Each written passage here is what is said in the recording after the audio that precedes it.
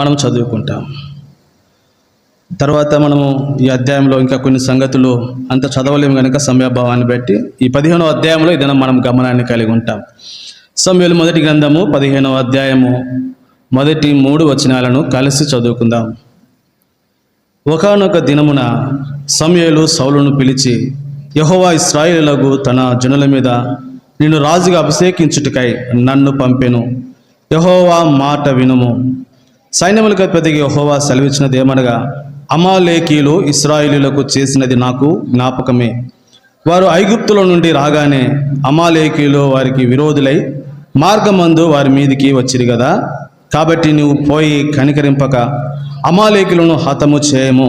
పురుషులనేమి, స్త్రీలనేమి, బాలులనేమి, పసిపిల్లలనేమి, ఎద్దులనేమి, గొర్రెలనేమి, ఒంటెలనేమి, గార్ధపములనేమి అన్నిటినీ హతము చేసి వారికి కనిదంతయు బొత్తిగా పాడు చేసి అమాలేకీయులను నిర్మూలము చేయమని చెప్పాను. ప్రభు సాయం కొరకే మనం ప్రార్థన చేస్తాం.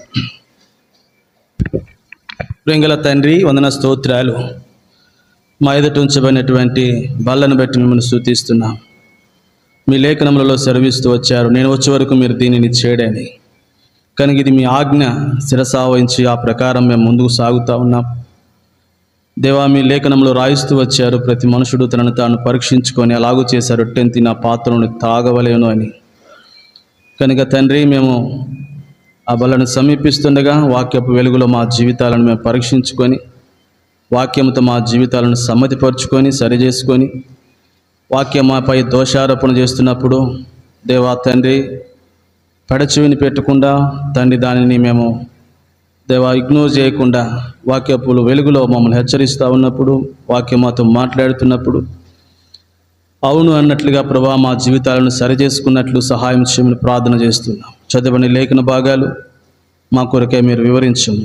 ఆత్మాభిషేకమును మీ దాసునికి అనుగ్రహిస్తున్నామని ప్రార్థన చేస్తున్నాం. దేవా, మీరు మాతో ముచ్చటించు. మా రబ్బునివి, మా మంచి బోధకుడివి. మీ ధర్మశాస్త్రంలో ఉన్నటువంటి ఆశ్చర్యకరమైన సంగతులను గ్రహించినట్లు మా మనసులను, మా హృదయములను మీరు తెరవచేయమని యేసు పరిశుద్ధ నామమున ప్రార్థిస్తున్నాము తండ్రి, ఆమేన్. సమూయేలు మొదటి గ్రంథము 15వ అధ్యాయము మొదటి 3 వచనాలను మనం చూస్తూ వచ్చాము, మనం చదువుతూ వచ్చాము. ఇక్కడ సౌలు విషయమైనటువంటి ఒక 4 తలంపులు నేను మీకు జ్ఞాపకం చేస్తాను. ఆ సౌలు గురించినటువంటి ఆ తలంపులు మనము చూడక మునుపు మొదటిగా ఒక చిన్న తలంపు నేను అక్కడ మీకు జ్ఞాపకం చేయాలని ఇష్టపడుతున్నాను. సమూయేలు మొదటి గ్రంథము 15వ 2వ వచనాన్ని చదువుతాం. యెహోవా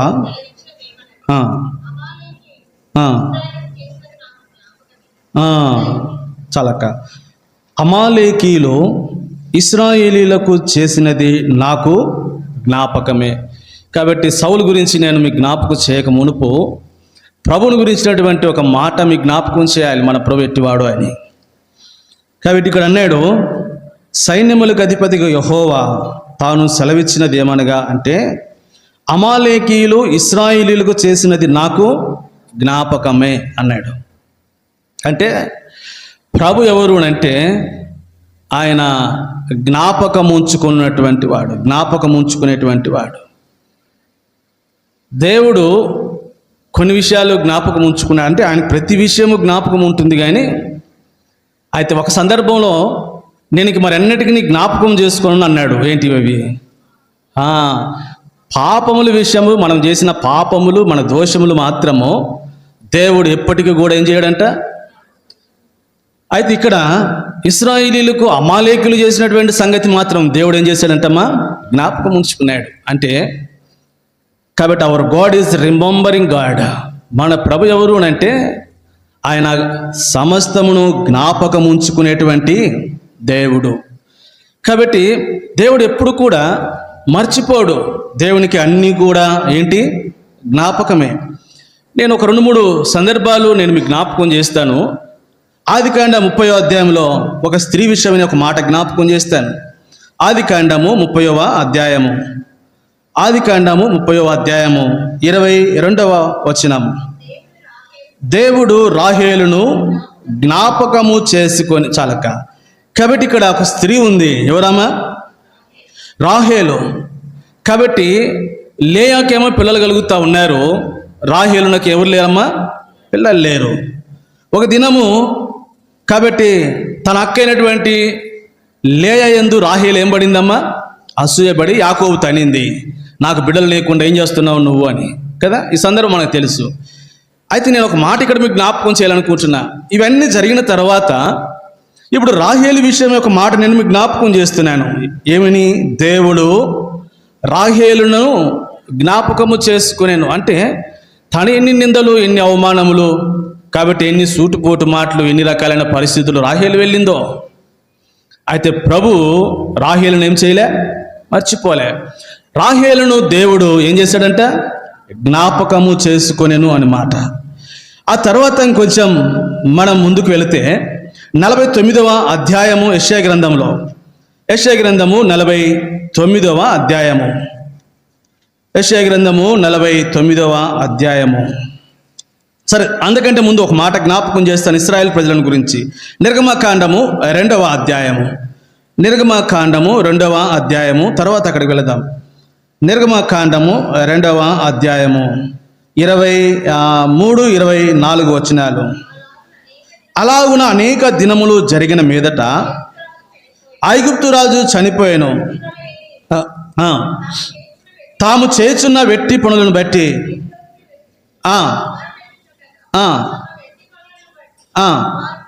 వారు పెట్టిన మొర దేవుని యొద్దకు చేరెను. వారి మూలుగును విని అబ్రహాము, ఇస్సాకు, యాకోబులతో కాబట్టి ఇప్పుడు ఇశ్రాయేలీయుల ప్రజల విషయమై వారు వెళ్ళినటువంటి పరిస్థితులు 23వ వచనంలో నేను మీకు జ్ఞాపకం చేశాను. కాబట్టి వారు వెట్టి పనులు చేస్తూ నిట్టూర్పులు విడవచ్చు. కాబట్టి ఆ వారి మీద పడుతున్నటువంటి ఆ భారము తట్టుకునేటువంటి పరిస్థితుల్లో ఒకవేళ ప్రజలు అనుకొని ఉంటారేమని, ఇంక మమ్మల్ని ఐగుప్తులని ఇక్కడ ఇంకా దేవుడు మమ్మల్ని ఏమై ఉన్నాడు? మర్చిపోయాడని అనుకొని ఉంటారు ఆ ప్రజలు, ఇశ్రాయేలీయులు. అయితే ప్రభు ఏమని జ్ఞాపకం చేస్తున్నాడు అని అంటే, దేవుడు వారి మూలుగును విని అబ్రహాము, ఇస్సాకు, యాకోబులతో తాను చేసినటువంటి ఒక నిబంధనను తాను జ్ఞాపకం చేసుకుంటారు. కాబట్టి దేవుడు ఇప్పుడు ఇశ్రాయేలీయులను కూడా వారు వెళ్ళినటువంటి పరిస్థితులను దేవుడు జ్ఞాపకం చేసుకున్నాడు. దేవుడు రాహేలును జ్ఞాపకం చేసుకున్నాడు. దేవుడు ఇశ్రాయేలీయులైనటువంటి తన ప్రజలు వెళుతున్నటువంటి ఆ పరిస్థితులు కూడా తాను జ్ఞాపకం చేసుకొని ఉన్నాడు. ఇప్పుడు వస్తాం యెషయా గ్రంథము 49వ అధ్యాయం. యెషయా గ్రంథము 49వ అధ్యాయము, 49వ అధ్యాయం యెషయా గ్రంథము. మనము 14 వచనాలు చదువుతాం.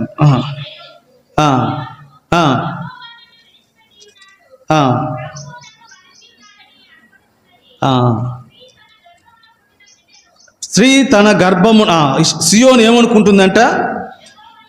యెహోవా నన్ను విడిచిపెట్టి ఉన్నది. కాబట్టి అక్కడ మళ్ళీ చదువుతాం అక్క. ఇక్కడ అంటాడు, అయితే సియోను యెహోవా నన్ను విడిచిపెట్టి ఉన్నాడు, ప్రభువు నన్ను మరచి ఉన్నాడని అనుకొను చున్నది. కాబట్టి ఇక్కడ సియోను యొద్దకు వచ్చినప్పుడు కూడా ఆ మాట చూస్తున్నాం. కాబట్టి సియోను కూడా అనుకుంటుందంట, యెహోవా మమ్మల్ని ఏం చేశాడని? మర్చిపోయాడు. ఆయన నన్ను విడిచిపెట్టాడు, మమ్మల్ని మర్చిపోయాడు అన్న సంగతి ఇక్కడ సియోను కూడా అనుకుంటూ ఉన్నప్పుడు, ఇప్పుడు 15 వచనాన్ని చదువుతాం. ఇప్పుడు స్త్రీ తన గర్భమున పుట్టిన కరుణింపకుండా తన పిల్లను మరుచున వారైనా మరుచుదురు కానీ, అది ప్రభు అనుకున్నటువంటి ఒక ధైర్యం ఏంటి అని అంటే, ఆయన బట్టి స్త్రీ తన గర్భమును పుట్టినటువంటి బిడ్డను కరుణింపకుండా తల్లైనా మరుస్తుంది కానీ, అయితే మన ప్రభు ఏం చేయడు? మనల్ని మరచి ఎంత మాత్రమును కూడా మనను మరచిపోడు. ప్రియ సహోదరి, ఈ మధ్యాహ్న కాల సమయం ఈ ప్రభువును చూడు. కాబట్టి రాహేలు వలె వెళుతున్నటువంటి పరిస్థితులు నీ జీవితంలో ఉన్నాయా? ప్రభు మర్చిపోడు నిన్ను. ఇశ్రాయేలు అయినటువంటి తన ప్రజలు వెళుతున్నటువంటి ఆ ఘోరమైనటువంటి పరిస్థితులు, ఆ శ్రమలు, ఆ నిట్టూర్పులు, వారి మీద పెట్టబడినటువంటి భారములు నీ జీవితంలో వెళుతూ ఉన్నావా? ప్రభు నిన్ను మర్చిపోలే. సియోను ప్రభు నన్ను మర్చిపోయాడని నువ్వు అనుకుంటున్నావా? కాబట్టి ప్రభు నిన్నెంత మాత్రమును కూడా ఏం కాడు? మరచి పోజాలడు. 10వ కీర్తనలోనికి వచ్చినప్పుడు కీర్తనకారుడు కూడా ఒక మాట అన్నాడు. అక్కడ 10వ కీర్తన 10వ కీర్తన 11వ వచనం. దేవుడు మరచిపోయెను అని వారు తమ హృదయములలో అనుకునేటువంటి వారు ఎవరో చెబుతున్నాడు ఇక్కడ. కాబట్టి కొంతమంది అనుకుంటున్నారంట, అది సియోను కూడా అనుకుంది, అయితే ప్రభు సియోనుకు సమాధానం ఇచ్చాడు. కానీ ఇక్కడ మరికొంతమంది అనుకుంటున్నారంట, దేవుడు మరచిపోయాను, ఆయన విముఖుడై ఎప్పుడును చూడకుండును అని వారు తమ హృదయంలో అనుకొందురు. కాబట్టి ఎవరు వీరు? ఎవరమ్మ వీరు? 2వ వచనంలోను 3వ వచనంలో 4వ వచనంలోను ఆరంభంలో ఆ మాట ఉంది, దుష్టుడు దుష్టులు దుష్టులు అని రాయబడింది. కాబట్టి ఎవరు మమ్మల్ని మర్చిపోయిన అని అనుకునేటువంటి వారు ఎవరంట? దుష్టులు అనుకుంటారు. కానీ అయితే సియోను లాంటి వారు అనుకోవటానికి వీలులే. అటువంటి పరిస్థితులు సియోను అనుకున్నప్పుడు సియోనుకు ప్రభు సమాధానం ఇచ్చాడు, చూడుము నా అరచేతిలో నేను నిన్నేమై ఉన్నాను, చెక్కి ఉన్నా, నేను నిన్ను మర్చిపోజాలను. అరచేతిలో చెక్కబడింది మరచిపోజాలం. చాలామంది చేతులకు ఏం వేసుకుంటారమ్మా? టాటోలు వేసుకుంటారు కదా. వేసుకోవచ్చా టాటోలు? వేసుకోవచ్చమ్మా? ఉందా బైబిల్ ఆ మాట ఉందా? ఎవరైనా వేసుకొని ఉంటే రిమూవ్ చేసుకోండి. మీరు పచ్చబొట్టు వేసుకోకూడదని ఉంది కదా. కాబట్టి టాటోలు వేసుకోవాకండి. ఈ మధ్య ఒక ఆయన పాపం యవనస్తుడు పాపం మంచి వాక్యం చదువుతున్నాడు అనుకున్నాం, కానీ ఆయన అంటాడు, ఏమి మీరు చూసి కూడా ఉంటారు ఈ మధ్య కాలంలో, ఒక రాజకీయ నాయకుడు కొడుకు ఆయన వాక్యం చదువుతా అంటాడు, పచ్చబొట్టు వేసుకోవద్దని ఎవరు చెప్పారు బైబిల్లో? పచ్చబొట్లు వేసుకోమని చెబుతున్నాడు. చూడండి ఎట్లాంటి బోధలు వచ్చినా మనకి ఎటువంటి దినాల్లో ఉన్నామో కదా. సరే, ఇప్పుడు ప్రభు మనల్ని తన అరచేతిలో చెక్కి ఉన్నాడు. కాబట్టి దేవుడు ఎప్పుడు కూడా మనల్ని ఏం చేయడు, మరచిపోజాలడు. ఎప్పుడు కూడా మనం ఏం చేస్తాం, అరచేతిని చూసుకుంటా ఉంటాం కదమ్మా. ప్రభు కూడా మనల్ని ఒక్క నిమిషం కూడా ఏం కాడు, మరచిపోజాలడు అని. నేను ఈ 3 సంగతులు నేను తర్వాత మీ జ్ఞాపకం చేసిన తర్వాత, రాహేలు విషయము, ఆ తర్వాత తన ప్రజలైనటువంటి ఇశ్రాయేలు విషయము, ఆ తర్వాత సియోను విషయము. కాబట్టి ఇప్పుడు దుష్టులు అనుకుంటారు దేవుడు మర్చిపోయారు అని. అయితే మరొక సంగతి మీరు అనుకోవచ్చు, ఆలోచన చేయొచ్చు. కాబట్టి నేను ఎంతో చేశాను, దేవుడు నన్ను మర్చిపోయాడు అనుకుంటాం కదా.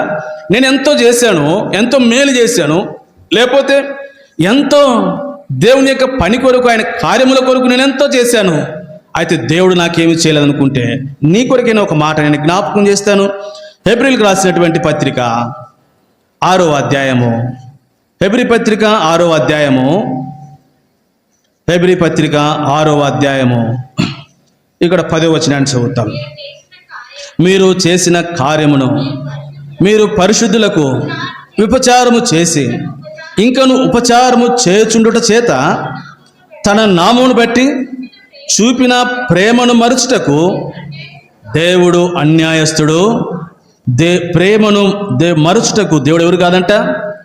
కాబట్టి నీ జీవితంలో నువ్వు చేసినటువంటి కార్యము, నువ్వు చేస్తున్నటువంటి ఉపచారము, ఇంకా నువ్వు ఉపచారము చేస్తూ ఉన్నట్లయితే పురుషులకి, కాబట్టి నువ్వు చేసేటువంటి ప్రతి కార్యమును కూడా దేవుడు ఎప్పుడు కూడా ఏం కాడమా, మరచిపోడు. కాబట్టి మన జీవితంలో ఎరుగుతూ వస్తాము, దేవుడు మనల్ని ఎప్పుడు కూడా ఏం కాడు, మర్చిపోడు. అయితే యోబు ఒక మాట అన్నాడు, నేను ఇక్కడ నెగిటివ్ సెంటెన్స్లో మీకు చెప్పాలనుకున్న ఈ మాట. యోబు గ్రంథం 19వ అధ్యాయం 14వ వచనంలోకి వచ్చినప్పుడు యోబు ఒక మాట అన్నాడు తన స్నేహితుల విషయమై.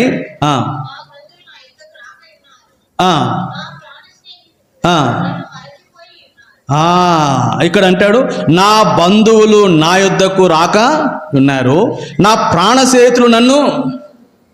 కాబట్టి ఇక్కడ అంటాడు యోబు అంతటి యోబు ఇలాగూ ప్రత్యుత్తరం ఇచ్చాను. ప్రభువు అన్నటువంటి మాట ఏమనంటే, నా బంధువులు ఏమైనారంట, మర్చిపోయారంట కదా. అనేకసార్లు బంధువులకి మనం ఏమైనా ఇస్తాం పెళ్ళిళ్ళప్పుడు, ఆ తర్వాత వాళ్ళు రాలేదని గుర్తుపెట్టుకుంటాం. ఎందుకని తెలుసా, వాళ్ళ మీద ప్రేమ కాదు, వాళ్ళు వచ్చి ఉంటే మనం ఇచ్చింది వచ్చేది కదా అని కదా. కాబట్టి మర్చిపోయేది ఎవరంట, బంధువులు మర్చిపోతారంట, స్నేహితులు కాదు. ఏ స్నేహితులు? ప్రాణ స్నేహితులు కూడా మనల్ని ఏమవుతారు, కొన్ని పర్యాయాలు మర్చిపోవచ్చు. అయితే మన దేవుడు మనల్ని ఎప్పుడు కూడా మరచిపోజాలడు. కాబట్టి ఈ మాట మనసులో జ్ఞాపకం ఉంచుకుందాం ప్రభు. అందుకే 44వ అధ్యాయం యెషయా గ్రంథము 21వ వచనంలో ఆ మాటని జ్ఞాపకం చేసి మరొక తలంపులోనికి వెళతాం. 44వ అధ్యాయము 21వ వచనం. యాకోబు ఇశ్రాయేలు వీటిని జ్ఞాపకము చేసుకొనుము. నీవు నా సేవకుడవు, నేను నిన్ను నిర్మించి తిని. ఇశ్రాయేలు, నీవు నాకు సేవకుడివై ఉన్నావు, నేను నిన్ను మరచిపో జాలను. ప్రభు ఎప్పుడు మన విషయమై మరచిపో జాలడు. కాబట్టి ఈ తలంపు మన మనసులో ఉంచుకుందాము. ఏంటి అని అంటే, ప్రభు మనల్ని ఎప్పుడు కూడా ఏం చేయడు, మరచిపోడు. కాబట్టి ఒకవేళ ఆయన గురించి తప్పుగా అనుకోవద్దు. ప్రభు మనల్ని మర్చిపోయాడు నా పరిస్థితులు, నీకు సంభవించినటువంటి పరిస్థితులను బట్టి, కాబట్టి నువ్వు వెళుతున్నటువంటి బాధలను బట్టి, నువ్వు వెళుతున్నటువంటి స్థితులను బట్టి ప్రభు నన్ను మర్చిపోయాడు అనుకుంటున్నామేమో కానీ, కాబట్టి ప్రభు తన అరచేతిలో నిన్ను చెక్కున్నాడు. తను ఎప్పుడు కూడా నిన్ను ఏం చేయడు, మరచిపోజాలడు. అందుకే ఆ మాట సమూయేలు మొదటి గ్రంథము 15వ అధ్యాయము 2వ వచనం, యెహోవా సెలవిచ్చినదేమనగా, ఇశ్రాయేలుకు చేసినది నాకు జ్ఞాపకమే. కాబట్టి ఇప్పుడు నేను ఈ మాటని జ్ఞాపకం చేస్తాను.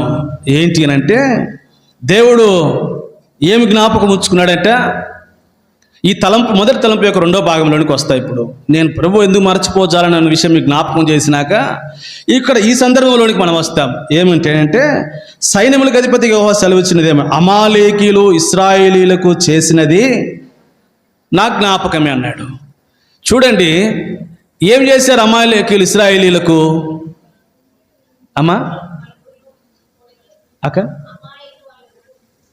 ఇశ్రాయేలీలు పోనీయకుండా ఏం చేశారు? వాళ్ళు అడ్డుకున్నారు. ఈ సందర్భం అంతా ఎక్కడుంది? నిర్గమకాండము ఏం చేశారు అమాలేకీయులు? నిర్గమకాండము 17వ అధ్యాయము 8వ వచనం, తర్వాత అమాలేకీయులు వచ్చి రెఫీదీములో ఇశ్రాయేలీలతో యుద్ధము చేయగా. ఏం చేశారు అమాలేకీయులు ఇశ్రాయేలీలతో అంటే, రెఫీదీములో ఉన్నారు. ఎవరు వాళ్ళు? ఇశ్రాయేలీలు. రెఫీదీము అంటే ఏంటి అర్థం? ఏ ప్లేస్ ఆఫ్ రెస్ట్. రెఫీదీం అంటే ఏంటి? విశ్రాంతి స్థలం. కాబట్టి ఇప్పుడు ఈ ప్రజలు ఇశ్రాయేలీలు విశ్రాంతి తీసుకుంటూ ఉన్నారు. ఎక్కడ? రెఫీదీములో. వారు విశ్రాంతిలో ఉన్నప్పుడు వారి మీద యుద్ధానికి వచ్చారు. ఎవరు వాళ్ళు? అమాలేకీయులు. కాబట్టి ఈ ప్రజలు నేడు కూడా ఈ అమాలేకీయులు ఉన్నారు. కాబట్టి ఈ అమాలేకు యొక్క సంతానం నుంచి వచ్చిన వారే. కాబట్టి ఈ అమాలేకీయులు తన ప్రజలైనటువంటి వారు విశ్రాంతిలో ఉన్నప్పుడు దాడి చేస్తారు. ఈనాడు ఈ అమాలేకు ఎవరు? మనం సుఖముగా ఉన్నాములే, నెమ్మదిగా ఉందిలే, భయమేమి లేదులే అనుకున్నప్పుడు వీడు మన మీద ఏం చేస్తాడు? దాడి చేస్తాడు. వాడే శత్రువు, వాడే సాతానుడు. కాబట్టి ఈ అమాలేకీయులను ప్రభు ఏమన్నాడు ఇక్కడ? మళ్ళీ అక్కడికి వస్తాం. సమూయేలు మొదటి గ్రంథము 15వ అధ్యాయంలోనికి వచ్చినప్పుడు, సమూయేలు మొదటి గ్రంథము 15వ అధ్యాయము 15వ అధ్యాయంలో ప్రభు ఇశ్రాయేలుతో ఏమన్నాడు? 3వ వచనం, నీవు పోయి కనికరింపక అమాలేకీయులను అది. కాబట్టి కనికరింపక అమాలేకీయులను హతము చేయి. ఈ పని నిర్గమకాండము 17వ అధ్యాయము 8వ వచనంలోనే చేస్తుంటే సరిపోయేది. అయితే అమాలేకులు కొంతమంది మిగిలి ఉండవచ్చు. కాబట్టి ఇప్పుడు అందుకే కిందకు వచ్చినప్పుడు 16వ వచనంలో ఏమనింది? 17వ అధ్యాయం 16వ వచనం నిర్గమకాండం, అమాలేకీయులు తమ చేతిని ఎత్తిరి గనుక యెహోవాకు అమాలేకీయులతో తరతరములకు యుద్ధమనెను. ఇప్పుడు అన్నాడు ప్రభు ఇక్కడ సమూయేలు గ్రంథంలో ఏమని? ఇశ్రాయేలీలకు అమాలేకులు చేసినటువంటి సంగతి నాకు జ్ఞాపకం ఉంచుకో. ప్రభు ఆ ప్రజలను జ్ఞాపకం ఉంచుకొని అమాలేకులను ఏం చేశాడో తర్వాత మనకు తెలుసు. ఆ దేశంలో ఉండకుండా వాళ్ళని ఏం చేశాడు ప్రభు? వెళ్ళగొడుతూ. అందుకు అన్నాడు ఇప్పుడు, సౌలు నువ్వన్న చంపకపోతివి, అందరిని నిర్మూలన చేయకపోతివి. అక్కడేమో ఇశ్రాయేలీల ప్రజలు ఆ రెఫీదీములో దిగినప్పుడు, అక్కడ యుద్ధంలోకి వచ్చినప్పుడు అక్కడ ఏం జరిగిందో తెలుసు. కాబట్టి అక్కడ నేను బైబిల్ శ్రీలో యెహోషువ గురించి జ్ఞాపకం చేస్తున్నప్పుడు నేను ఆ సంగతి జ్ఞాపకం చేశాను.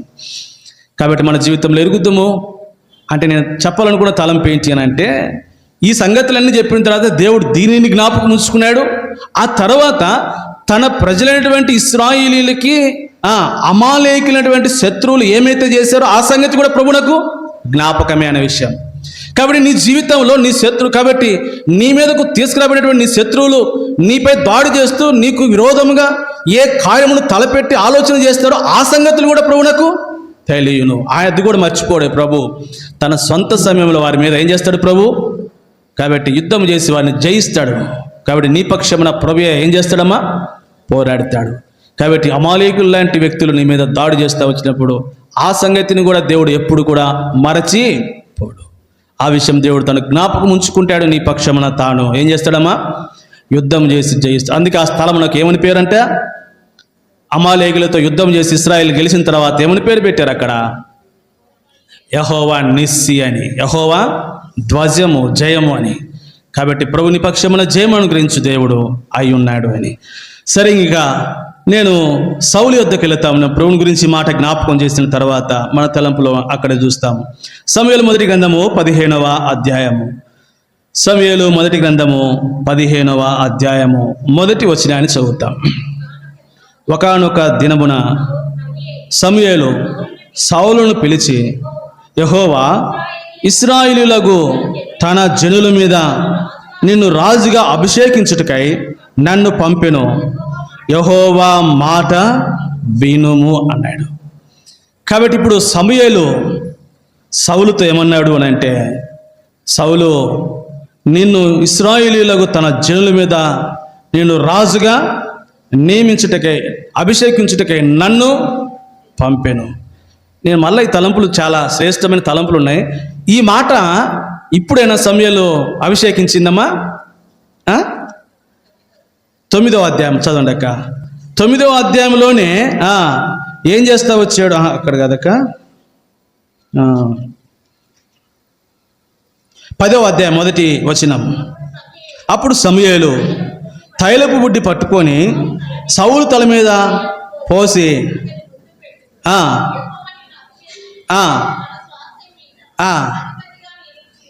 అంటే ఇది ఎన్నోసారి అంటే మొట్టమొదటిసారిగా అభిషేకించబడినప్పుడు ఆ సంగతి సౌలు ఏమయ్యాడు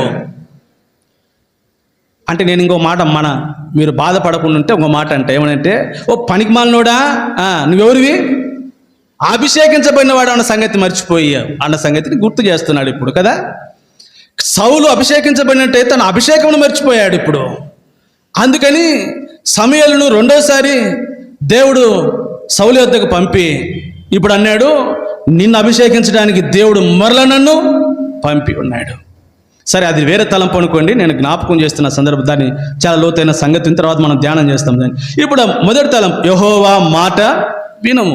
అంటే నువ్వు అభిషేకించబడినటువంటి వాడువు కాబట్టి నువ్వు ఇప్పుడు ఏం చేయాలంట? కాబట్టి నువ్వు దేవుని మాట విను, అనాయింటెడ్. కాబట్టి మనము కూడా అభిషేకించబడినటువంటి ప్రజలం. కాబట్టి మనం కూడా అభిషేకించబడినట్టు నాజీరు చేయబడినటువంటి వారిని, దేవుని చేత పరిశుద్ధపరచబడినటువంటి పవిత్రపరచబడినటువంటి ఆయన ప్రజలమైనటువంటి మనం. సౌలుతో సమూయేలు అన్నాడు, యెహోవా మాట వినుము అన్నాడు. ఏంటి యెహోవా మాట? 3వ వచనాన్ని చదువుతాం ఇప్పుడు.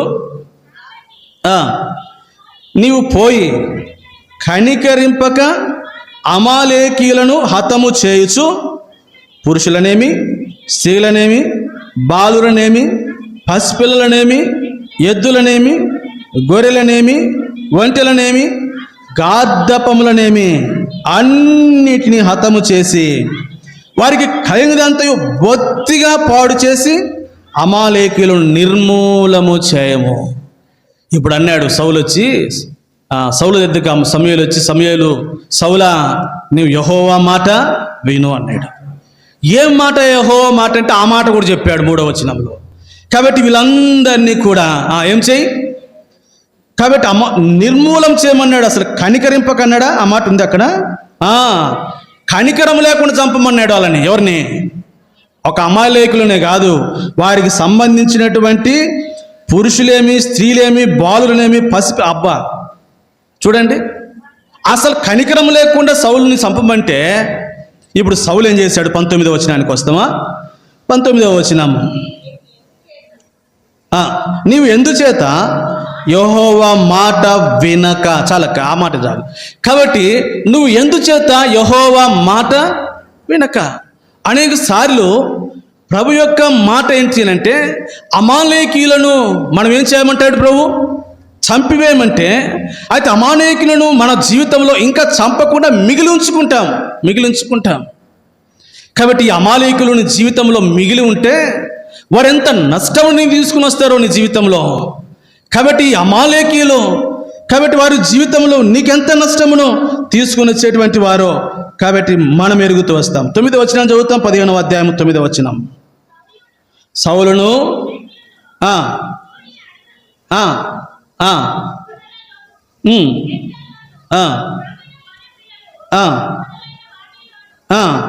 మంచి వాటిని నిర్మూలము చేయక, అంటే ఇప్పుడు సౌలు యెహోవా మాట విన్నాడా వినలేదా? ఎంత మాత్రం కూడా దేవుని మాట సౌలు వినటానికి ఎంత మాత్రమును కూడా ఏం కాలేదు, ఇష్టపడలేదు. దాని ఫలితం ఏంటో చూద్దామా? 16వ అధ్యాయం 1వ వచనం. అంతటా యెహోవా సమూయేలుతో ఇలాగు సెలవిచ్చెను, ఇశ్రాయేలు మీద రాజుగా ఉండకుండా నేను విసర్జించిన అది. ఇశ్రాయేలీల మీద రాజుగా ఉండకుండా దేవుడు సౌలును ఏం చేశాడంటమ్మా? కారణం ఏంటి? మాట వినకపోవటమే. సౌలు యొక్క నైజం ఏంటి అని అంటే, సౌలు సమూయేలు యొక్క మాట వినలే. అది సౌలు మాట, సమూయేలు యొక్క మాట కాదు. దేవుడు చెప్పమన్నాడు, సమూయేలు వెళ్ళి సౌలుకు చెప్పాడు. ఒకవేళ నేను అనుకుంటా సౌలు ఒకవేళ తన జీవితంలో అనుకుంటాడు ఏమనంటే, నేనెవరిని? రాజునైతే ఈ సమూయేలు చెప్పే మాటను నేను ఎందుకు వినాలనుకుని ఉంటాడు. అంటే ఆ మాట ఎవరిదిగా అనుకుని ఉంటాడు? అది సమూయేలు మాట అనుకుని ఉంటాడు. ఎవరు? సౌలు. అందుకేనేమో వినలేదేమో. అయితే అక్కడ ఆ మాట ఏమంటే, సైన్యములకు అధిపతి యెహోవా సెలవిచ్చినది ఏమనగా, సమూయేలును సౌలే పంపాడు. సమూయేలును దేవుడే పంపాడు సౌలు యొద్దకు. నేను చెప్పిన మాట ఆయనకు చెప్పాయంటే, ఆయన అసలు ఆయన అభిషేకమైన ఇప్పుడు అని ఉంటాడేమో సమూయేలు దేవుడి దగ్గరికి వెళ్ళి, ప్రభువా నేను వెళ్ళానయ్యా, అసలు ఆయన అభిషేకింపబడినటువంటి సంగతినే మర్చిపోయి ఉన్నాడా అని చెప్పుంటాడు. అందుకని రెండోసారి మళ్ళీ వెళ్ళి అభిషేకం చేయని చెప్పి పంపాడు. కాబట్టి ఇప్పుడు సౌలు మాట దేవుని యొక్క మాట వినలేదు అనే మాట మొదటి తలంపులో చూస్తాం. అవును, మన విశ్వాస జీవితంలో ఎన్నో పర్యాయాలు దేవుడు సమూయేలు లాంటి వ్యక్తులను మన కొరకే పంపించి, ఇదిగో నేను చెప్పమన్నా ఈ మాట వారికి చెప్పు, సౌలుకి ఆ ప్రజలకు చెప్పమన్నప్పుడు సమూయేలు వంటి తన ప్రజలు ప్రవక్తలు లాంటి వారు, కాబట్టి తన ప్రజలైనటువంటి వారు అనేకసార్లు మనకు చెబుతూ ఉన్నప్పుడు మనం ఆ మాట ఎవరి మాటకు తీసుకుంటున్నాం? ఆ వ్యక్తి మాటగా తీసుకుంటున్నాం. అందుకే ఆత్మీయ జీవితంలో ఎంతో నష్టాన్ని కొని తెచ్చుకుంటున్నాం. ప్రభు చెప్పమన్నాడు, సమూయేలు చెప్పాడు. సరే, ఇప్పుడు ఈ సందర్భాన్ని కొంచెం ముందుకు తీసుకుని వెళుతూ వచ్చినప్పుడు ఇప్పుడు పేతురు యోహానులు ప్రభు యొక్క మాట విషయమే ఒక మాట అన్నారు. ఆ మా సందర్భాన్ని మనం చూస్తాం. అపోస్తుల కార్యములు 4వ అధ్యాయము 19వ వచనం. అపోస్తుల కార్యములు 4వ అధ్యాయము 19వ వచనం. అందుకు పేతురును యోహానును వారిని చూచి, దేవుని మాట వినుట కంటే మీ మాట వినుట దేవుని దృష్టికి న్యాయమా? చూసారా? కాబట్టి ఇప్పుడు పేతురు యోహానులు అనేటువంటి మాట, కాబట్టి సౌలు అనలేకపోయాడు. అయితే ఇక్కడ పేతురు యోహానులు అంటూ ఉన్నారు కదా, దేవుని మాట వినుట కంటే మీ మాట వినుట దేవుని దృష్టికి, అంటే దేవుని దృష్టికి ఏది న్యాయమో దానిని మేము చేస్తామంటున్నారు. ఎవరు? ఈ మాట సౌలు అనలేకపోయాడు. దేవుని దృష్టికి ఏమి న్యాయమో దాన్ని చేస్తామంటే దేవుని దృష్టికి ఏది న్యాయం అంటే దేవుని మాట వినటం. కాబట్టి అనేకసార్లు మన విశ్వాస జీవితంలో మాట వినటం విషయంలో ఎంత పెడచెవిని పెడతా వచ్చామో పరీక్షించుకుందాం ఒకసారి. అందుకే ఇర్మీయా గ్రంథం 22వ అధ్యాయము మన యొక్క నైజం గురించి అక్కడ మాట్లాడుతూ ఇశ్రాయేలు యొక్క నైజంతో పోలుస్తూ వచ్చాడు. ఇశ్రాయేలు యొక్క ఆ ప్రజల యొక్క నైజమును 22వ అధ్యాయం 21వ వచనం.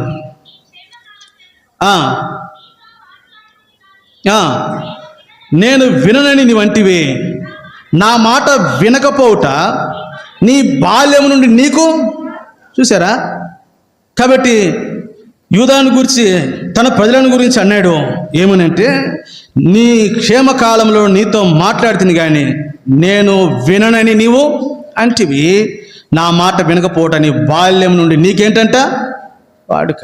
అవును, ఆ ప్రజలకే కాదు, ఈనాడు తన ప్రజలైనటువంటి మనకు కూడా ప్రభు యొక్క మాట వినకపోవటం అనేది మనకు వాడుకంట.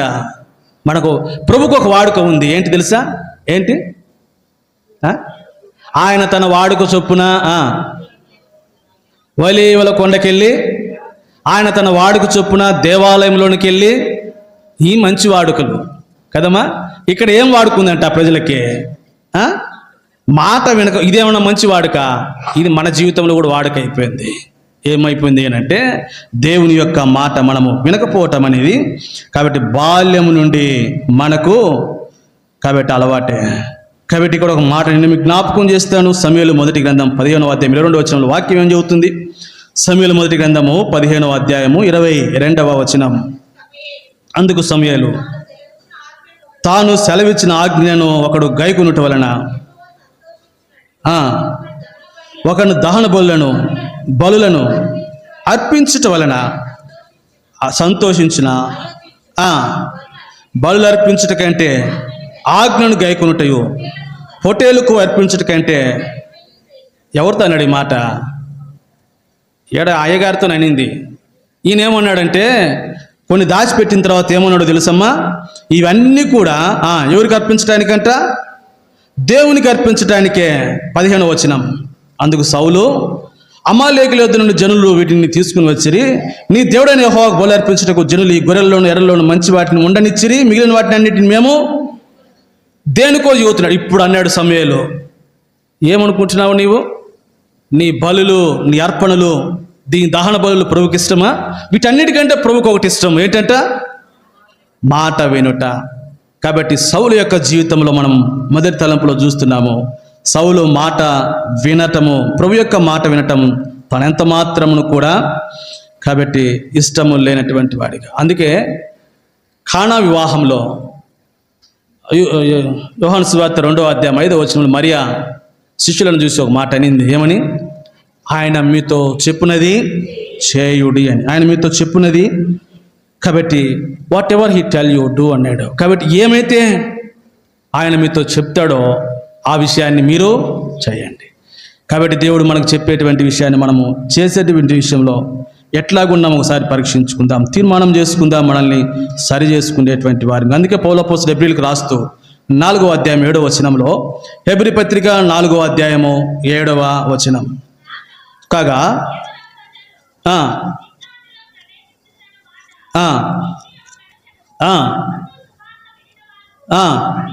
ముందు సువార్త వినిన వారు అవిధేయత చేత ప్రవేశింపలేదు గనుక నేడు మీరు ఆయన మాట వినిన ఎడల మీ హృదయములను కఠినపరుచుకోకూడని. ఇప్పుడు అన్నాడు, నేడు మీరు ఆయన మాట వినినప్పుడు మీ హృదయం ఏం చేసుకోవద్దు?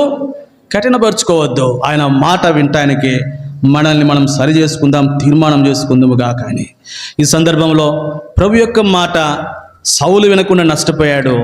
కాబట్టి ఇప్పుడు మనము గిన ప్రభు యొక్క మాట గిన వినగలుగుతూ వస్తే మనకు ప్రభు చేసేటువంటి 5 మేలులు జ్ఞాపకం చేస్తే, ఎప్పుడైతే మనము ఆయన మాట హృదయం కఠినం చేసుకునకుండా ప్రభు యొక్క మాట, కాబట్టి సమూయేలు చెప్పినప్పుడు తన ప్రవచల ద్వారా ప్రభు మనతో మాట్లాడుతున్నప్పుడు ఆ మాట మనం వినగలుగుతూ లోబడుతూ వస్తే, ఆ మాట వినగలుగుతూ వస్తే ప్రభు మనకు చేసేటువంటి మేలులేంటో, కలిగేటువంటి మేలులేంటో ఒక 5 విషయాలు జ్ఞాపకం చేస్తాను. చూద్దాం. యెషయా గ్రంథం 66వ అధ్యాయం 2వ వచనం. మొదటిగా యెషయా గ్రంథము 66వ అధ్యాయము.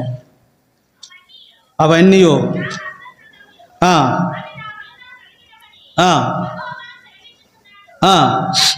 ఎవడు దీనుడై నలిగిన హృదయం గలవాడే నా మాట విని వెనుకుచుండునో, ప్రభు యొక్క మాట వింటే, నా మాట విని వణుకుచూ ఉంటే, కాబట్టి నలిగిన నా మాట విని అన్నాడు ప్రభు. ఇప్పుడు ఏం చేస్తాడంటే అట్టి వాడిని నేను దృష్టించుతాను అన్నాడు. ప్రభు యొక్క మాట నువ్వు వినగలిగితే ప్రభు దృష్టి అంతా కూడా ఎవరి మీద ఉంటుందమ్మా? మాట వినేటువంటి వారి మీద ఉంటుంది. ఎంత శ్రేష్టమైన ధన్యత ఇది. అందుకే నేను ఈ సందర్భంలో ద్వితీయోపదేశ కాండంలో ఒక మాటని నేను జ్ఞాపకం చేస్తాను. ద్వితీయోపదేశ కాండము 7వ అధ్యాయము 12వ వచనం.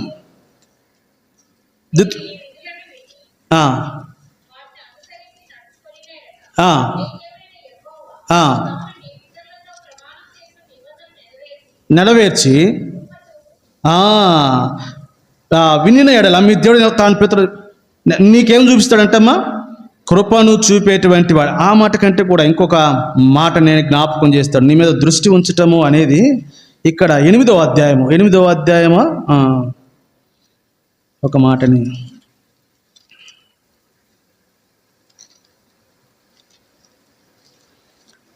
11వ అధ్యాయం ద్వితీయోపదేశకాండము 11వ అధ్యాయము 12వ వచనం. అది ఆకాశ వర్ష జలము త్రాగును, అది నీ దేవుడైన యెహోవా లక్ష్యపెట్టు దేశము. నీ దేవుడైన యెహోవా కన్నులు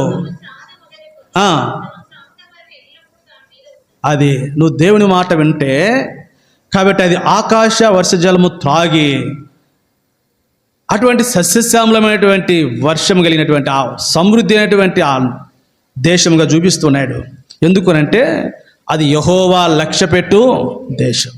కాబట్టి నువ్వు దేవుని మాట వింటే దేవుడు నీ యందు ఏం చేస్తాడు? లక్ష్యం ఉంచుతాడు. లక్ష్యం ఉంచటం అంటే దైవగ్రంథంలో ఇంకో మాట కూడా ఉంది. ఏమనుంది? పేతురు మొదటి పత్రికలోన పేతురు మొదటి పత్రిక ఒక మాటని జ్ఞాపకం చేస్తాను.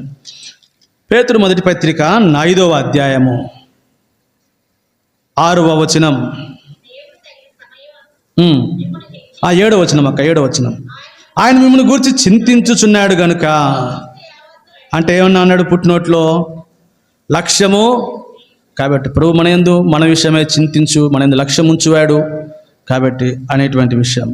రెండోదిగా ఆయన మాట విన్నట్లయితే 22వ అధ్యాయము ఆది కాండము 18వ వచనం. ఆది కాండం 22వ అధ్యాయం 18వ వచనం.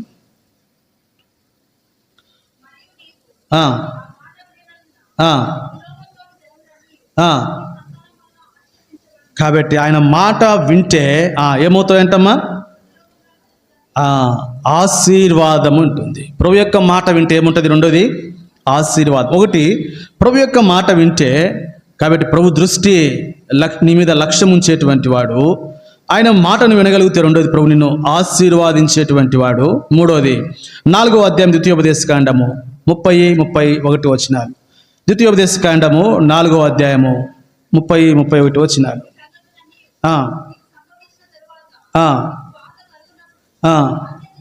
అంత్య దినముల్లో తిరిగి ఆయన మాట వినిన ఎడల నీ దేవుడైన యెహోవా నిన్ను చెయ్యి చాలు. ఈ డజంట్ ఫర్సేక్ యూ. ఆయన నిన్ను విడిచిపెట్టడు, నీ చెయ్యి ఎంత మాత్రం కూడా విడవడు. కాబట్టి ఆయన మాట వినగలిగితే దేవుడు నీ చేతిని ఆయన ఎప్పుడు కూడా ఏం చేయడు? విడిచిపెట్టాడు. కాబట్టి అందుకే ఒక పాట పాడతాం, నీ చేతితో నన్ను పట్టుకో. ఎప్పుడు పట్టుకుంటాడు? పాట పాడుతున్నాం కానీ దేవుడు ఎప్పుడు మన చేతిని పట్టుకుంటాడు? కాబట్టి ఆయన మాట వినగలుగుతూ వస్తే దేవుడు ఎప్పుడు ఏ పరిస్థితుల్లో కూడా నీ చేయిని తాను విడవడు, నీ చేతిని తాను పట్టుకునేటువంటి వాడిగా ఉన్నాడు. ఒక సందర్భాన్ని మత్తయి సువార్తలో మనం చూస్తాం. 14వ అధ్యాయము 31వ వచనంలో పేతురు ఏమైపోతున్నాడు అంటే మునిగిపోతా ఉన్నాడు. పేతురు మునిగిపోతా ఉన్నప్పుడు ప్రభు ఏం చేశాడు? ఇప్పుడు పేతురు యొక్క చేయిని పట్టుకున్నాడు. పట్టుకుని ఒక మాట అన్నాడు, అల్ప విశ్వాసి. అంటే దేనిలో మునిగిపోతా ఉన్నాడు పేతురు అక్కడ? ప్రభు అన్న మాటని జ్ఞాపకం చేసుకోండి. ఏమన్నాడు అక్కడ? అల్ప విశ్వాసి. అంటే దేంట్లో మునిగిపోతున్నాడు పేతురు? ఇప్పుడు సందేహంలో మునిగిపోతున్నాడు. దేంట్లో మునిగిపోతున్నాడు? కాబట్టి మన విశ్వాస జీవితంలో అన్ని సందేహాలే, ఎన్ని మునిగిపోతాం వీటిల్లో. కాబట్టి ప్రభు ఆయన మాట నువ్వు వినగలుగుతూ వస్తే ఆ దేవుడు ఎప్పుడు కూడా నిన్ను ఏం చేయడు? విడిచిపెట్టడు. అన్న తర్వాత ఇంకో మాట కూడా అన్నాడు, నిన్నెప్పుడు కూడా ఆయన ఏం చేయడంట? నాశనం చేయడు. కాబట్టి ఈ డజంట్ డిస్ట్రాయిడ్ యూ. కాబట్టి ఆయన ఎప్పుడు ఏ పరిస్థితిలో నేను నాశనమునకైనా అప్పగించాడు. ఇది మూడవది. నాలుగవదిగా ద్వితీయోపదేశకాండము 15వ అధ్యాయము 5వ వచనం. ద్వితీయోపదేశకాండము 15వ అధ్యాయము 5వ వచనం చదవండి.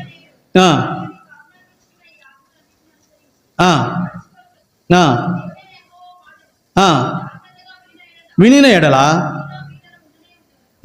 మీలో బీదలు. అబ్బా ఎంత ధన్యత చూడండి. ప్రభు మాట వింటే మనల్ని ఎవరు ఉండడంట? బీదలు. అంటే అందరికి డబ్బులే కదమ్మా. ప్రభు మాట వింటే ఏంటి అంట? అదే దాని అర్థము.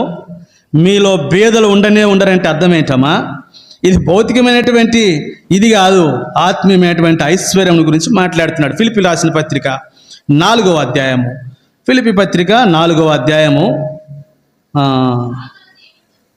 కాగా దేవుడు తన ఐశ్వర్యము చొప్పున క్రీస్తు యేసునందు, అది ఆయన మాట నువ్వు వినగలుగుతూ వస్తే, కాబట్టి ప్రభు ఏం చేస్తున్నాడు ఇక్కడ జ్ఞాపకం చేస్తూ ఉన్నాడు. కాగా క్రీస్తు యేసునందు 19వ వచనం, కాగా దేవుడు తన ఐశ్వర్యం చొప్పున క్రీస్తు యేసునందు మహిమలో మన ప్రతి అవసరమును, అది ఐశ్వర్యము, అది మనలో బీదలు ఉండరు అని అంటే దాని అర్థము దేవుడు తన ఐశ్వర్యం నుంచి, మహిమైశ్వర్యం నుంచి మన యొక్క ప్రతి అవసరమును కూడా, ఇక మన అవసరం అంతా తీర్చబడితే మనకి ఇంకెందుకు పేదరికం ఉంటుందా? ఉండదు. దేవుని యొక్క మాట వింటే దేవుడు మనల్ని ఐశ్వర్యవంతులుగా చేస్తాడని అంటే, దేవుడు తన మహిమలో మన యొక్క ప్రతి అవసరమును, మత్తయి సువార్తలో చదువుతాం. కాబట్టి ఆయన రాజ్యమును నీతిని మొదట వెదకండి, అప్పుడు ఇవన్నీ. కాబట్టి మీకు అక్కరగా ఉన్నవేవో అవి మీ పరలోకపు తండ్రికి తెలియను. ఇవన్నీ ప్రభు చూసుకుంటాడు. మనం ఏం చేయాలా? ఆయన మాట వినాలి. ఆయన మాట వింటూ వచ్చినప్పుడు ప్రభు మనల్ని మహిమేశ్వరుడు ప్రతి అవసరం తీరుస్తాడు. అందుకే కొరింథీ 2వ పత్రిక 6వ అధ్యాయం 10వ వచనంలో, కొరింథీ 2వ పత్రిక 6వ అధ్యాయం 10వ వచనం, ఆ కింద మాటలు నేను చదువుతాను, మీకు అర్థమైంది. అంత అవసరం. దరిద్రమైనటువంటి అనేకులకు ఐశ్వర్యమును కలిగించు వారము, ఏమీ లేని వారం ఎట్లుండి సమస్తమును కూడా కలిగిన వారము. ఎట్లా ఇది సాధ్యమైంది? ఇటువంటి ఐశ్వర్యం ఎట్లా వచ్చింది? కాబట్టి దరిద్రమే కానీ అనేకులకు ఏమి ఇచ్చినటువంటి వారమంట, ఇది ఆత్మీయ ఐశ్వర్యము.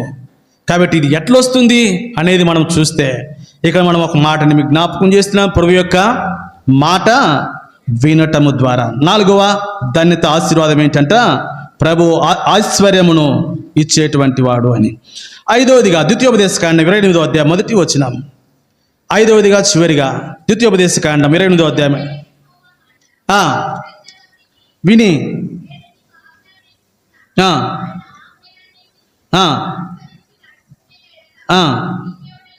నీ దేవుడైన యెహోవా భూమి మీద ఉన్న సమస్త జనముల కంటే నిన్ను, కాబట్టి హైలీ ఇన్ పొజిషన్, భూమి మీద ఉన్నటువంటి తోటి జనముల కంటే నిన్ను ఎక్కడ ఉంచుతాడంట? ఉన్నతమైనటువంటి స్థలంలో ఉంచుతాడు. కాబట్టి మనం చదువుతాము, ఏది పక్షిరాజు ఎక్కడ గూడు కట్టుకుంటుందంటే, అది పక్షిరాజు ఉన్నతమైనటువంటి స్థలములలో అది గూడు కట్టుకుంటుంది. కాబట్టి అంతటి ఉన్నతమైనటువంటి హెచ్చైనటువంటి స్థితిలో ప్రభు నిన్ను ఉంచుతాడు. ఆయన మాట నీవు వినగలిగితే ఏ పరిస్థితుల్లోనైనా. నేను ఈ సందర్భంలో యోసేపును జ్ఞాపకం చేస్తాను. ఆ దేశమంతటి మీద యోసేపును ఏం చేశాడంటమ్మా? హెచ్చించాడు, అధికారినిగా ఉంచాడు. ఇటువంటి హెచ్చింపు నువ్వు ప్రభు యొక్క మాట వినగలిగితే ప్రభు నీకు ఇస్తాడు.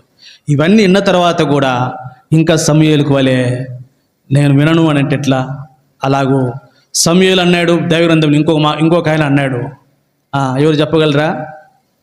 ఆయన ఎవరయ్యా నేను ఆయన మాట వింటానికి అన్నాడు. అదిగో ఫరో అన్నాడు ఆ మాట. 5వ అధ్యాయము నిర్గమకాండము 1-2 వచనాలు చదివి నేను తర్వాత తలంపులోనికి వెళుతాను. తర్వాత మోషే అహరోనులు వచ్చి ఫరోను చూచి, ఇశ్రాయేలు దేవుడైన యెహోవా అరణ్యంలో నాకు ఉత్సవము చేయుటకు నా జనులను పోనిమని ఆజ్ఞాపించున్నాడని ఫరో నేను అతని మాట విని ఇశ్రాయేలు పోనిచుటకు యెహోవా ఎవడు? సౌలు కూడా అదే అనుకుని ఉంటాడు. సమూయేలు చెప్పినప్పుడు బాబా నేనేంది నీ మాట నేది అనుకుని ఉంటాడు కదా. సమూయేలు అన్నాడు, అయ్యా అది నా మాట కాదయ్యా, ప్రభు చెప్పమన్నాడు, నీకు చెబుతాను, నువ్వు వింటే నష్టపోవు. వినలేదు కనుక సౌలు చేతిలో నుంచి రాజ్యం ఏమైందంటమ్మా? తొలగించబడింది. కాబట్టి అనేకసార్లు ప్రభు యొక్క మాట వినేటువంటి విషయంలో మనం జాగరూకులమై ఉందాం. అది మనుషుని మాటగా మనం తీసుకునవద్దు. కాబట్టి అది ప్రభు ఎవరితో మాట్లాడుతున్నాడన్న సంగతి మనం ఎరిగి ఆ ప్రకారం తీసుకున్నప్పుడు మనం నష్టపోము. 5 అంతల ఆశీర్వాదాలు మేలులు పొందుతాం తప్ప ఎప్పుడు కూడా నష్టపోము. తెస్సలోనికే సంఘాన్ని గురించి నేను ఇంతకుముందు కూడా జ్ఞాపకం చేశాను. 1వ అధ్యాయంలో ఏమనగా వాళ్ళు వాక్యం విన్నప్పుడు వాళ్ళు ఏమైనా అంగీకరించారంటమ్మా? అది దేవుని వాక్యం అన్నారంట వాళ్ళు. తెస్సలోనికే 1వ పత్రిక 2వ అధ్యాయం 13వ వచనంలో వాక్యము మా వాళ్ళని అంగీకరించినప్పుడు మనుషుల వాక్యమని ఎంచక అది నిజంగా ఉన్నట్టు దేవుని వాక్యమని దానిని అది అది దేవుని యొక్క మాటని సౌలు అంగీకరించలేకపోయాడు. ఈ మధ్యాహ్న కాల సమయంలో ప్రభు యొక్క బలలో చేవేసినటువంటి సోదరుడా, నువ్వు దేవుని యొక్క మాటను అంగీకరించినటువంటి స్థితి నీ జీవితంలో ఎట్టుందో పరీక్షించుకుందాం. ఇప్పుడు రెండవ తలంపులోనికి వస్తాం. 13వ తలంపు. మొదటి తలంపు నేను జ్ఞాపకం చేశాను, రెండవది, ఇది మూడవది. సమూయేలు మొదటి గ్రంథము 15వ అధ్యాయము. సమూయేలు మొదటి గ్రంథము 15వ అధ్యాయము. 15వ అధ్యాయము మొదటి వచనము.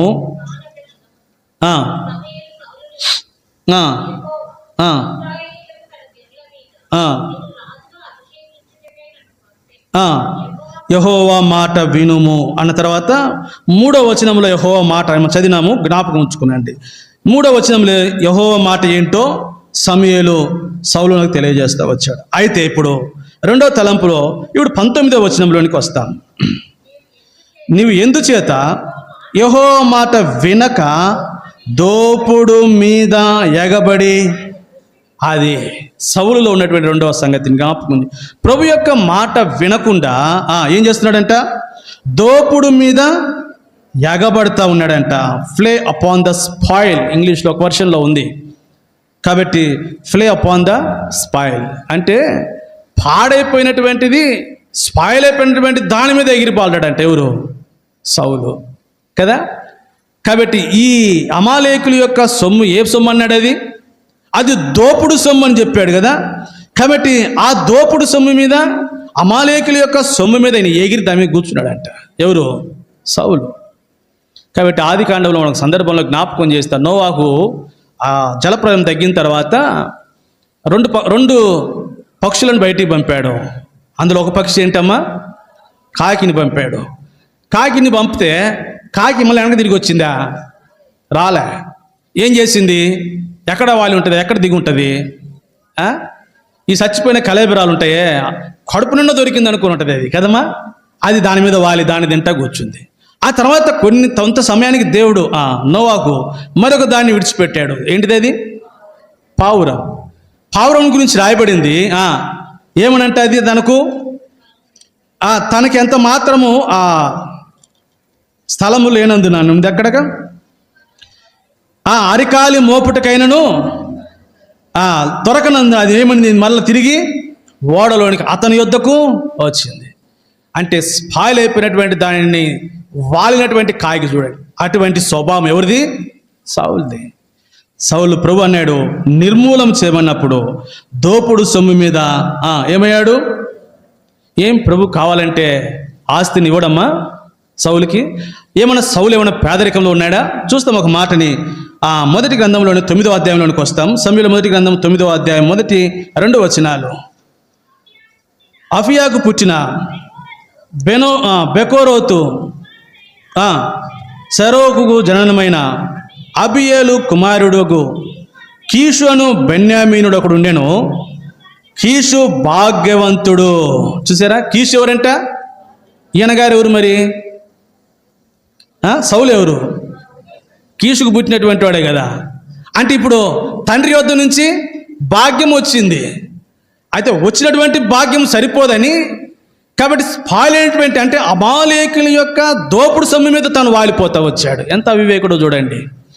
అనేకసార్లు మన విశ్వాస జీవితంలో ఇలాగే ఉంటుంది. కాబట్టి దేవుడు నీకు కావాలంటే ప్రభు నీకు భాగ్యం ఇస్తాడు. అట్లు భాగ్యం ఇవ్వటానికి కాబట్టి ఆయన ఇవ్వటానికి నీకు శక్తిమంతుడు. కాబట్టి ఆయన నిన్ను దోపుడు సొమ్ము మీద నువ్వు ఎంత మాత్రమును కూడా ఆశ పెట్టుకొనకూడదు అని. సామెతల గ్రంథం 10వ అధ్యాయము 22వ వచనం. సామెతల గ్రంథము 10వ అధ్యాయము 22వ వచనం. యెహోవా ఆశీర్వాదము ఐశ్వర్యం ఇచ్చును. అది ఏమి ఈయన ఇల్లి ఆ దోపుడు సొమ్ము మీద వాళ్ళతో ఐశ్వర్యవంతుడు అయిపోతాడా? కదమ్మా. కాబట్టి యెహోవా ఆశీర్వాదం ఐశ్వర్యం ఇస్తాడు. నరుల కష్టార్జితము చేత అది ఎంత మాత్రమును కూడా వృద్ధి కాదు. కాబట్టి నేను 3వ తలంపుడు జ్ఞాపకం చేస్తున్నాను. కాబట్టి ఐశ్వర్యవంతులకు, ధనవంతులగుటకు, కాబట్టి కానటువంటి దానిని మనము ఆశించుట ఎంత మాత్రం మనకు తగినది కాదు. ప్రభువే ఇస్తాడు ఐశ్వర్యము, ప్రభువే ఇస్తాడు ఘనత, ప్రభువే నిన్ను నీకు కావలసినటువంటి ప్రతి అవసరతను నీకు ఆయన ఐశ్వర్యం ఇచ్చేటువంటి దేవుడై ఉంటే, ఇక కానటువంటి శపితమైనటువంటి శాపగ్రస్తమైనటువంటి వాటిని నువ్వు ఆశించడం ఎంత మాత్రం తగినది కాదు. పౌలు అపోస్తలుడు తిమోతికి రాస్తూ ఇటువంటి పరిస్థితి మనల్ని ఎటువంటి స్థితిలో తీసుకెళ్తుందో రాస్తూ వచ్చాడు. తిమోతి మొదటి పత్రిక 6వ అధ్యాయం 10వ వచనం. ధనాపేక్ష సమస్తమైనటువంటి కీడులకు మూలము, కొందరు దానిని ఆశించి విశ్వాసం నుండి తొలగిపోయి. చూసారా? కాబట్టి ఈ ధనాపేక్ష ఏం చేస్తుంది అంటే, కాని దాన్ని ఆశించి ఐశ్వర్యవంతులు అవటానికి మనం ప్రయత్నం చేస్తే, కాబట్టి మనం విశ్వాసం నుండి ఏమైపోతామంటే దానిని తొలగిపోతాం. ఈనాడు సేవకులైనటువంటి వారు, ఈనాడు విశ్వాసులైనటువంటి వారు, ప్రోబులైనటువంటి వారు ఈ ధనాపేక్ష ద్వారా విశ్వాసం నుంచి తొలగిపోతున్నటువంటి ప్రజలు లేకపోలే. అది మన విశ్వాస జీవితం ఎంతగానో నష్టపరుస్తుంది. ప్రభు ఇచ్చినప్పుడు ప్రభు ఐశ్వర్యవంతుడు కనుక ప్రభు ఇస్తాడు. అమాలేకీయులు లాంటి కానటువంటి శపితమైనటువంటి వాటి కొరకే మనం ఏం కాకూడదు, పరిగెత్తకూడదు అనేది సౌలు యొద్ద నుంచి మనం నేర్చుకోవాల్సిన రెండవ పాఠం. సామెతల గ్రంథం 30వ అధ్యాయంలో ఒక ఆయన ప్రార్థన చేస్తూ వచ్చాడు. ఎవరైనా? ఆగూరు. ఏం చేశాడు? ప్రభువా, నాకు ఐశ్వర్యమైనను పేదరికమైనను నాకు దయచేయకము, తగినంత ఆహారం నాకు అనుగ్రహింపు. ఆ విషయము సౌలు ఈ విషయంలో ఏమైపోయాడమ్మా? తప్పిపోతూ వచ్చాడు. ప్రభు ఐశ్వర్యవంతుడు, ఐశ్వర్యం ఇచ్చివాడే అయితే కానటువంటి వాటి కొరకు అమాలేకుల యొక్క దోపుడు సొమ్ము మీద ఆశ కలిగి ఎంత నష్టపడుతూ వచ్చాడో మన జీవితంలో ఎరుగుతూ వస్తాం. ప్రభువే మన ప్రార్థన కూడా అగూరు వంటి ప్రార్థన అయి ఉండాలి. కనుక బట్టి ఒకవేళ ఎక్కువైతే కడుపు నిండి నిన్ను విసర్జిస్తా, ఒకవేళ తక్కువైతే పేదరికం వస్తే నీ నామమును ఏం చేస్తాను? దూషిస్తా. ప్రభా, నాకు ఒక సస్టైన్గా నాకు ఎంత కావాలో, ఏ సమయానికి ఏది కావాలో అలాగ అనుగ్రహించేటువంటి దేవుడు. సరే, ఇంక 3వ తలంపు జ్ఞాపకం చేసి నేను ముగించడానికి 4వ తలంపు అక్కడ నేను ముగించేస్తాను. సమూయేలు మొదటి గ్రంథము 15వ అధ్యాయం 15వ వచనాన్ని చదువుతాం.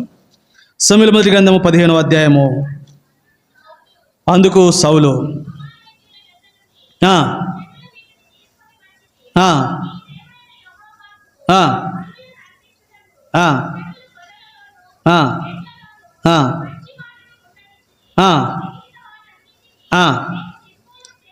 ఈ మాట బాగా చదవండి. ఆ వచనాన్ని నేను 4వ తలంపు ఇక్కడ ముగిచ్చేస్తాను. చూడండి, నేను ఏమన్నాడు 15వ వచనం నేను చదివి వినిపిస్తా. అందుకు సౌలు, అమాలేకుల యొద్ద నుండి జనులు వేటినంట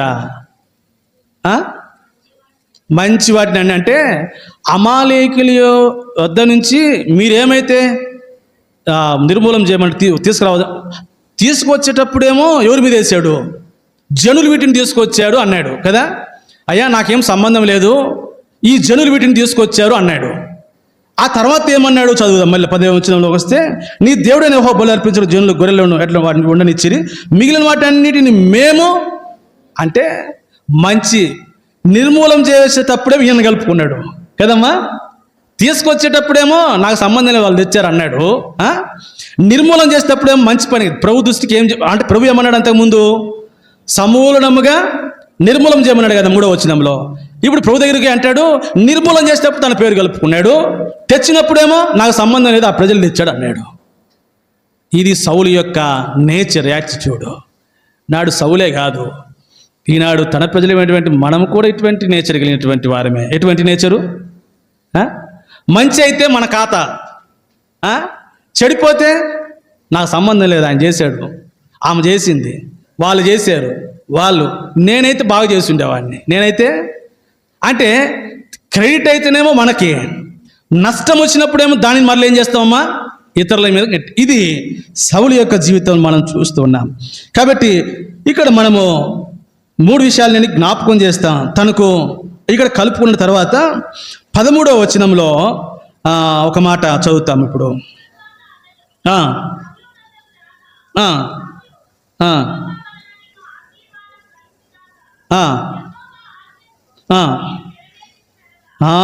ఇక్కడ అంటాడు 14వ వచనం, సమూయేలు వచ్చి, అలాగైతే నాకు వినబడుతున్నటువంటి గొర్రెల అరుపులు ఏంటి అని అడిగాడు. అడిగినప్పుడు ఈయన ఇచ్చినటువంటి సమాధానం ఏంటో తెలిసిన, ఎందుకు ఈ పని చేసావు సౌలు అని సమూయేలు అడుగుతూ వచ్చినప్పుడు ఆయన ఇచ్చినటువంటి సమాధానం మొట్టమొదటిగా ఎవరి మీద నెట్టాడమ్మా?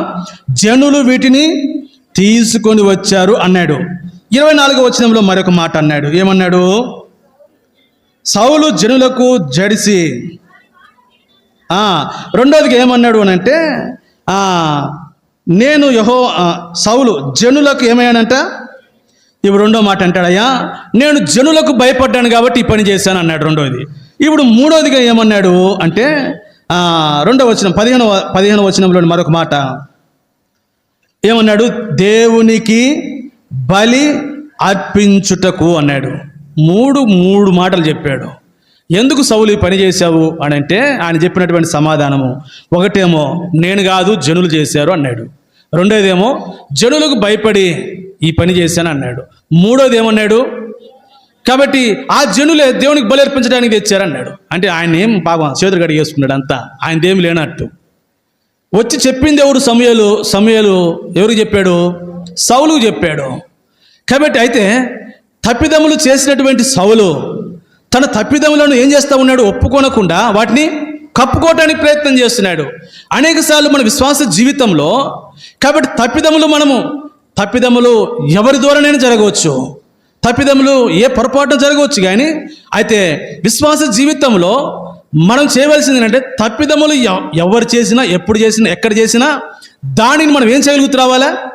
ఒప్పుకునేటువంటి వారిగా ఉండాలి. అయితే అనేకసార్లు వాటిని మనం కప్పుకునేటువంటి వారిగా ఉంటాం. యోనా గ్రంథంలో యోనా ఒక మాట అంటాడు. ఏమంటాడు? యోనా గ్రంథం 1వ అధ్యాయం 12వ వచనంలో యోనా ఎట్లా ఒప్పుకున్నాడో చదువుతాము. యోనా అడగగా యోనా ఏమన్నాడమ్మా? నన్ను బట్టి. ఎప్పుడన్నా విశ్వాస జీవితంలో ఇదిగో ఈ నష్టం జరిగిందంటే ఇది నన్ను బట్టి జరిగింది, నా తప్పిదం వల్లనే, నా పొరపాటు వల్లనే చెప్పడానికి ఇష్టపడతాం? అసలు ఏమాత్రం ఇష్టపడం. అవసరమైతే పక్కన వాళ్ళ మీద నెట్టేస్తాం, పిల్లల మీద నెట్టేస్తాం, వాళ్ళ మీద నెట్టేస్తాం, వీళ్ళ మీద నెట్టేస్తాం. ఇది విశ్వాస జీవితం ఎంత మాత్రం మనకు తగినది కాదు. సౌలట్లు చేస్తూ వచ్చాడు, తన తప్పిదములను తాను ఇతరుల మీద నెట్టేందుకు కొరకై ప్రయత్నం చేస్తూ వచ్చాడు. మనం చదువుతాం సామెతల కింద 28వ అధ్యాయం 13వ వచనంలో అతిక్రమములను దాచిపెట్టువాడు వర్ధిల్లడు, వాటిని ఒప్పుకొని విడిచిపెట్టాలా. విశ్వాస జీవితంలో పొరపాట్లు, పతనములు మనం ఒప్పుకోవాలా. అవును, నా వలనే జరిగిందన్న ఈ పొరపాటు. దేవుని దాసులైనా, విశ్వాసులైనా, బాధ్యత గల ప్రజలు ఎవరైనా సరే, అవునన్నా నా వలన జరిగింది, నేనే దీనికి కారణం. ఇది విశ్వాస జీవితంలో ఎంతో ఉన్నతమైన స్థానంలో తీసుకెళ్తాం. కాబట్టి ప్రభు వాటిని ఏం చేస్తాడమ్మా? ఒప్పుకుంటే వాటిని క్షమిస్తాడు. అతిక్రమం దాచిపెట్టేవాడు వర్ధిల్లడు, వాటిని ఒప్పుకొని విడిచిపెట్టేవాడు. ఒప్పుకుంటే ప్రభు కనికరం ఉంటుంది నీ మీద, ఒప్పుకుంటే కనికరం ఉంటుంది. ఒకవేళ ఒప్పుకోకపోతే ప్రభు కనికరం మన మీద ఎంత మాత్రము కూడా ఉండదు. కాబట్టి మన జీవితంలో మనం చూస్తాము, మనము అలాగో ప్రతి తప్పిదం, మన పొరపాట్లు ఏవైనా సరే వాటిని ఇతరుల మీద నెట్టేందుకు కొరకైనటువంటి ఆ ప్రయత్నం మానుదాం. ప్రభు నా వలనే జరిగింది, దీనికి నష్టం కారణం ఎవరిని? నేనే అని. అందుకే మనం మొదటి యోహాను పత్రిక 1వ అధ్యాయం 9వ వచనం ఏమని చదువుతామమ్మా? మన పాపములను మనం ఒప్పుకునే యెడల ఆయన నమ్మదగిన వాడు, నీతిమంతుడు గనుక ఆయన మన పాపములను క్షమించి, కాబట్టి మన పాపములను మనం ఒప్పుకుంటే ఆయన నమ్మదగిన వాడు, ఆయన క్షమించి సమస్త దుర్నీతిని పవిత్రంగా చేస్తాడు. ఒకవేళ ఒప్పుకోకపోతే అవన్నీ నీలోనే ఉంటాయి. పరీక్షించుకుందాం ఒకసారి నీ జీవితంలో ఎన్ని పర్యాయాలు నీ తప్పిదములు ఇతరుల మీద మోపి సౌలుకు వలె. కాబట్టి తప్పించుకోవడానికి ప్రయత్నం చేసావు, అది నీ జీవితం నష్టం తీసుకుని వస్తుంది. సౌలు తన రాజరికంను కౌలుపోవడానికి గల కారణం ఏంటంటే ఆ తప్పిదములు తాని మీద కాకుండా మరొకరి మీద వేయటానికి ప్రయత్నం చేస్తూ వచ్చాడు. ఈ 4 తలంపులు మనసులో ఉంచుకొని మనం పరీక్షించుకొని ప్రభువులో చేవేస్తాం.